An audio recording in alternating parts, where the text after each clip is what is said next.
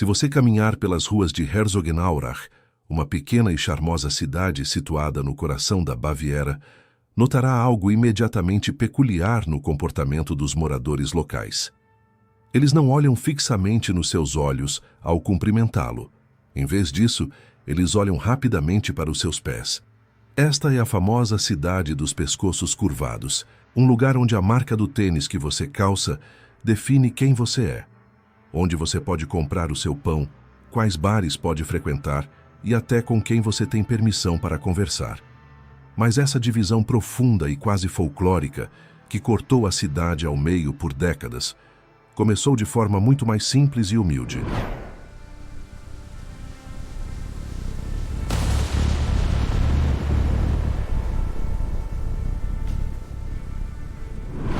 Na lavanderia de uma mãe trabalhadora, com 2 irmãos que tinham o mundo inteiro aos seus pés, mas que acabariam se tornando os maiores e mais ferrenhos rivais da história industrial moderna.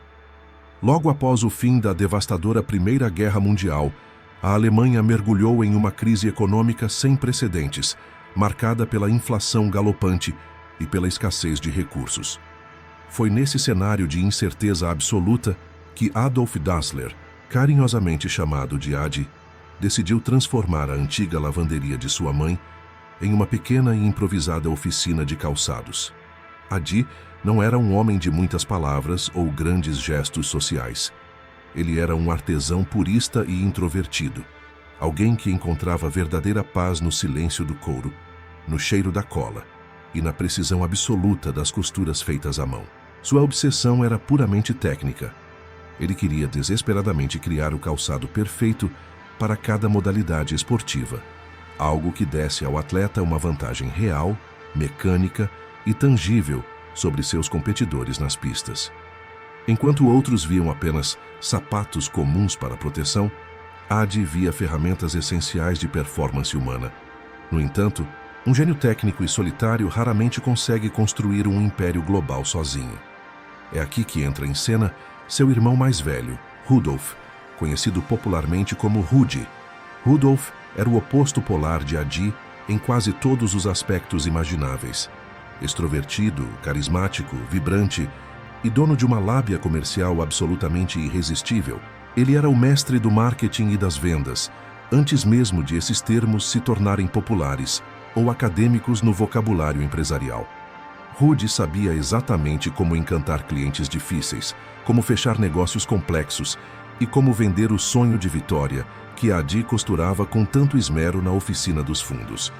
Juntos, no ano de 1924, eles uniram forças e fundaram a Gebrüder Dassler Schuhfabrik, que em português significa a fábrica de sapatos dos irmãos Dassler. Era a união perfeita de talentos complementares, o cérebro técnico e inovador de um unido à força comercial e estratégica do outro. O sucesso não tardou a chegar para os irmãos. Eles rapidamente ganharam uma reputação sólida na Alemanha pela qualidade excepcional de seus produtos, mas o verdadeiro salto para a imortalidade aconteceu em 1936, durante os Jogos Olímpicos de Berlim. O clima político na Alemanha era extremamente denso e perigoso, sob a sombra pesada do regime nazista que tentava usar o evento para provar uma suposta superioridade racial ao mundo. Foi nesse ambiente carregado de ideologias autoritárias que Adi tomou uma decisão monumentalmente arriscada para a época. Ele pegou suas novas sapatilhas de cravo, inovadoras pelo design e leveza, e dirigiu-se pessoalmente à Vila Olímpica com um objetivo claro e ousado: convencer o velocista americano Jesse Owens, um atleta negro em pleno território ariano, a usá-las em suas competições oficiais. Foi um ato de coragem genuína, ou talvez de pura fé inabalável no próprio produto. Para o regime vigente, ver um atleta não ariano competindo já era uma afronta. Vê-lo vencer usando tecnologia alemã era algo que poderia ter consequências gravíssimas para o futuro dos irmãos e da fábrica. Mas Owens aceitou o par de sapatos, e o que se seguiu foi história pura gravada no asfalto e na terra. Jesse Owens conquistou 4 medalhas de ouro históricas, tornando-se o herói improvável daqueles jogos, e por tabela, transformando os sapatos produzidos pelos Dassler no padrão ouro do esporte mundial. Da noite para o dia, atletas de todos os continentes do globo queriam usar as mesmas sapatilhas produzidas pelos irmãos na pequena Baviera. A pequena oficina agora era uma potência global incontestável. E a fortuna começou a fluir para Herzogenaurach de forma avassaladora. Esse triunfo consolidou a visão dos irmãos. A inovação técnica de Adi, aliada à visão de mercado agressiva de Rudi, era uma combinação imbatível. Antes de continuarmos a explorar como essa parceria de ouro se transformou em uma guerra aberta e amarga, inscreva-se no canal e conte para a gente nos comentários de onde você está assistindo. O que começou como uma colaboração genial entre irmãos estava prestes a colidir com a realidade brutal de uma nova guerra mundial e ressentimentos familiares tão profundos que jamais seriam curados, transformando o amor fraternal em um ódio que moldaria para sempre toda uma indústria bilionária. Mas o sucesso estrondoso que se seguiu às Olimpíadas de 1936 trazia consigo um veneno silencioso que começava a circular pelas veias da família Dassler. À medida que a empresa crescia e a riqueza acumulada transformava a pequena oficina em um império, os irmãos decidiram morar juntos em uma imponente vila em Herzogenaurach. Foi um erro estratégico e humano fatal. O confinamento forçado sob o mesmo teto, somado às personalidades já drasticamente divergentes de Adi e Rudi, criou um campo de batalha doméstico permanente. Era uma convivência explosiva, onde o sucesso comercial não conseguia abafar os gritos de insatisfação doméstica. As esposas dos irmãos, Käthe e Friedel, possuíam visões de mundo e temperamentos que colidiam diariamente na cozinha e nos corredores da mansão. Käthe, a esposa de Adi, era enérgica e envolvia-se diretamente na gestão dos negócios, o que irritava profundamente Rudi, que mantinha uma visão tradicional e acreditava que o lugar de uma mulher não era nas decisões da fábrica. Esse atrito constante entre as cunhadas acabou por contaminar irremediavelmente a relação entre os irmãos, transformando pequenos desentendimentos cotidianos em ressentimentos profundos e amargos. Com a eclosão da Segunda Guerra Mundial em 1939, a harmonia frágil que ainda restava desmoronou completamente sob o peso da realidade geopolítica. A fábrica de sapatos, antes um símbolo de excelência e glória esportiva, foi convertida pelas autoridades nazistas para produzir componentes de armamento, especificamente peças para o lançador de foguetes Panzerschreck. Enquanto a produção de calçados de performance era drasticamente reduzida para atender às demandas brutais da guerra. A ideologia política e a luta pela sobrevivência financeira tornaram-se novos pontos de ruptura definitiva. Rudi, o comunicador nato e extrovertido, era visto pelas autoridades como mais alinhado aos ideais do partido, enquanto Adi focava obsessivamente em manter a integridade técnica da oficina, tentando desesperadamente proteger seus funcionários especializados da convocação militar. Quando Rudi foi finalmente convocado para servir na frente de batalha, ele se convenceu de que Adi estava manobrando nos bastidores para permanecer no controle total da empresa, alimentando uma paranoia que cresceria como um câncer nos anos seguintes. O ponto de ruptura definitiva ocorreu em uma noite aterrorizante de 1943, durante um pesado bombardeio aliado sobre a região. Enquanto as sirenes de alerta soavam e os aviões despejavam fogo do céu, Adi e sua família correram para o abrigo antiaéreo, onde Rudi e sua esposa já estavam refugiados. Ao entrar no abrigo, Adi exclamou com profunda frustração: "Os bastardos voltaram de novo!" Ele estava se referindo aos bombardeiros inimigos que ameaçavam destruir sua cidade e sua fábrica.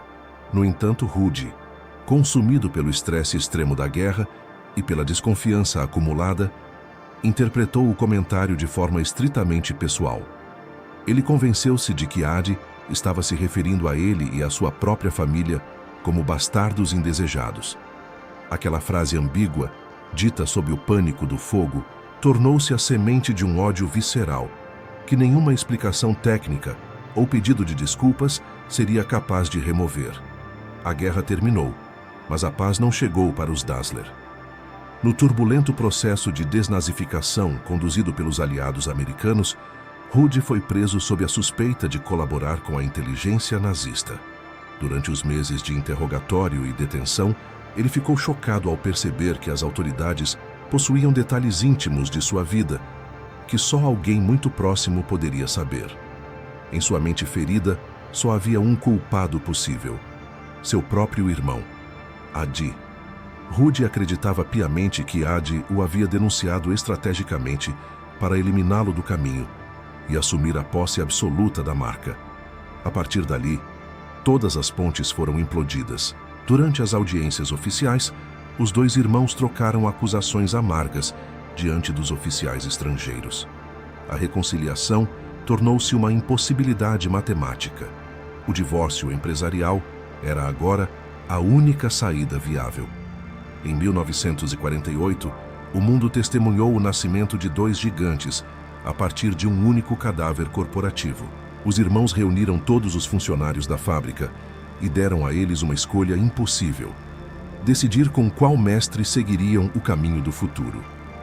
A cidade foi fisicamente dividida. Adi permaneceu na fábrica original, situada no lado norte do rio Aurash, e registrou sua nova marca, combinando seu apelido e seu sobrenome. Assim nasceu a Adidas. Rudd, por sua vez, cruzou o rio com um grupo menor de leais seguidores para fundar sua própria empresa no lado sul. Inicialmente ele chamou sua marca de Huda, mas logo percebeu que precisava de um nome mais dinâmico, renomeando-a para Puma. Dos funcionários, a grande maioria dos artesãos e técnicos preferiu ficar com Adi, enquanto a equipe de vendas e os mestres do marketing seguiram o carisma comercial de Rudd. Essa separação não foi apenas um evento empresarial. Foi uma amputação social que rachou Herzogenaurach ao meio, criando cicatrizes que durariam gerações. Famílias inteiras foram separadas por lealdades corporativas irreconciliáveis. As crianças cresciam sabendo quais calçadas não podiam pisar e quais vizinhos deviam evitar.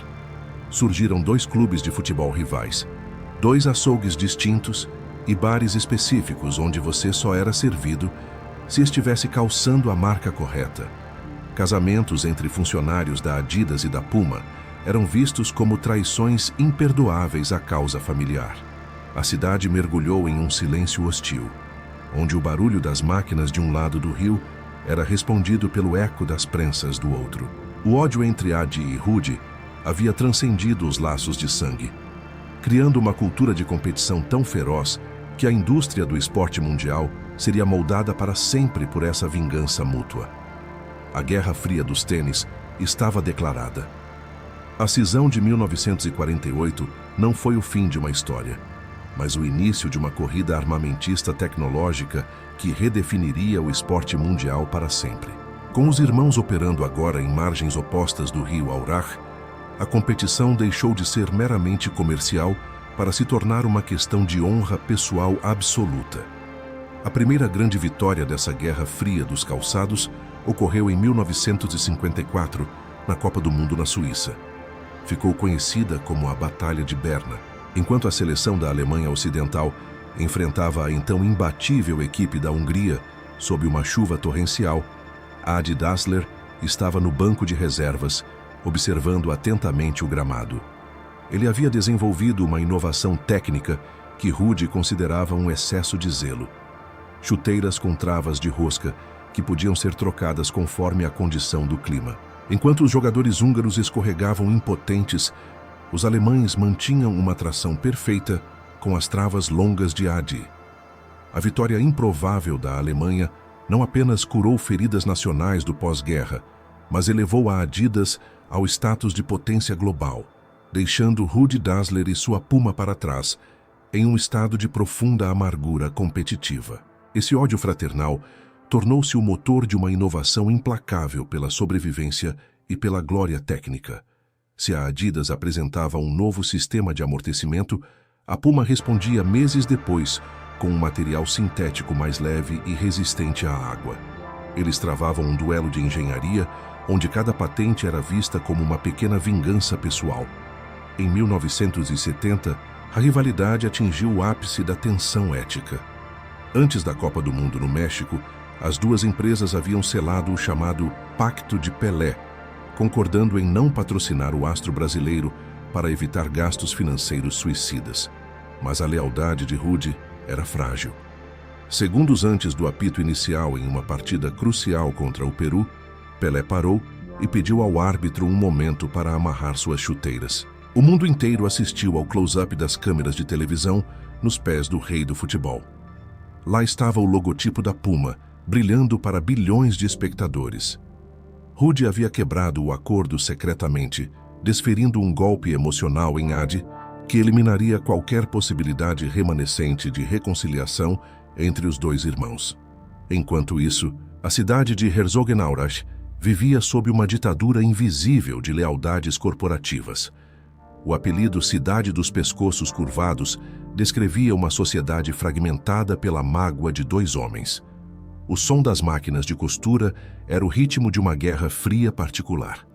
Ao entrar em um bar, em uma padaria ou até mesmo na igreja, a primeira coisa que um morador fazia era baixar os olhos para verificar a marca nos pés do vizinho. Se você usasse as 3 listras da Adidas, não poderia comprar carne no açougue frequentado pelos pumistas. Famílias inteiras evitavam se falar em datas festivas e casamentos entre funcionários das duas fábricas rivais eram tratados pela comunidade quase como uma traição. A cidade era o espelho perfeito do coração partido dos Dassler, próspera externamente, mas profundamente dividida por um abismo de silêncio e rancor por dentro. Os irmãos envelheceram cercados por muros de sucesso, mas o gelo entre eles nunca deu sinais de derretimento real. Rudolf faleceu em 1974 e Adolf seguiu-o em 1978. O ato final dessa tragédia ocorreu no cemitério municipal da própria cidade. Mesmo no descanso, o rancor prevaleceu sobre o sangue. Os dois irmãos foram enterrados no mesmo terreno, mas suas sepulturas foram posicionadas nas extremidades mais opostas possíveis, garantindo que nem mesmo seus restos mortais precisassem compartilhar a vizinhança. Eles morreram sem nunca trocar uma única palavra de perdão, deixando para trás um legado de inimizade que moldou uma indústria de bilhões de dólares e uma reflexão final sobre a complexa natureza humana. Hoje, raramente pensamos que cada costura tecnológica surgiu da necessidade de um irmão superar o outro por amargura. A Adidas e a Puma são monumentos globais de uma briga doméstica que se tornou imortal. Talvez, sem o ódio, a motivação para a perfeição técnica tivesse desaparecido junto com a harmonia. No fim, o rancor dos Dassler deu ao mundo o calçado perfeito, provando que a maior inovação nasce, às vezes, de uma ferida que se recusa a cicatrizar. Qual marca você está calçando agora? E qual o peso da história que você carrega em cada passo que dá?